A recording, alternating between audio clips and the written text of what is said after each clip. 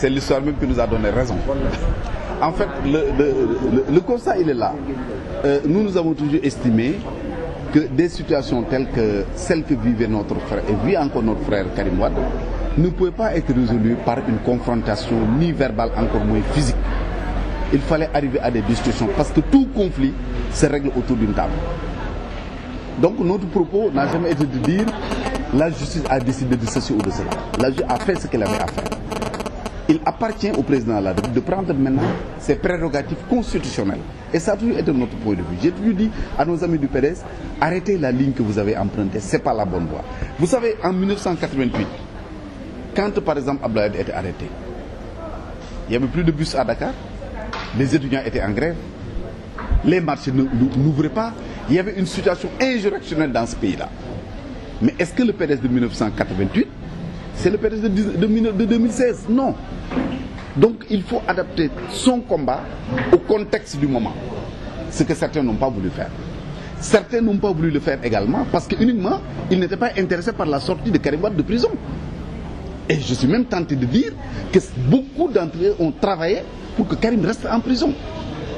C'est pourquoi on nous a toujours combattus, on nous a toujours diabolisés, mais aujourd'hui les faits sont là.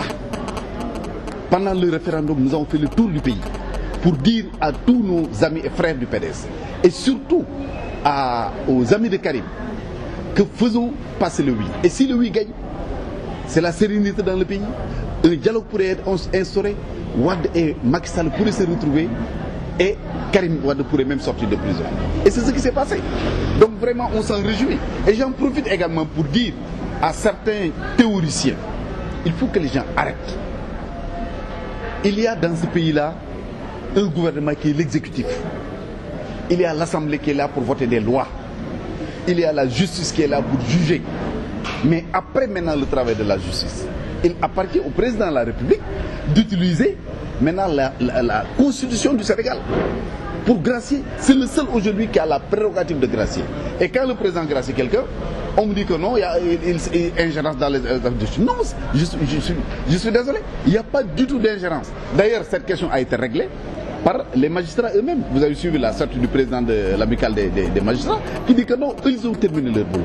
Donc, l'histoire nous donne raison. On s'en réjouit, même si aujourd'hui, tu vois les gens qui étaient contre cette ligne, des gens qui étaient même contre que Karim Wade puisse bénéficier de grâce. Ce sont ces gens-là aujourd'hui qui sont devenus, qui ont complètement retourné leur veste pour devenir les théoriciens de cette ligne-là. C'est pas grave.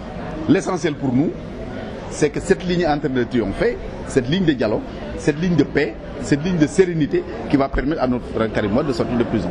Bokk ci biir PDS du woon ni dañu bëgg noo bi gagner pour quelque raison que ce soit, mais parce que bëgguñu woon Karim Wade génn kaso. Ndax ku ci nekk da nga am sa agenda wu bopp. Kii nii su Karim génnee du ma jiite parti bi. Kii nii bu Karim génnee du ma mën a nekk candidat. Or su génnul bu ñu demee ba au dernier moment xëy na ñu jël ma pour ma nekk candidat wu parti bi. Kii nii am naa contentieux ak li may wax yëpp gis nga li may wax nii ñii may waxal ñu di ma dégg mbubb moo ci teg rek borom dañoo jël ko sol du ko natt parce que xam na ko.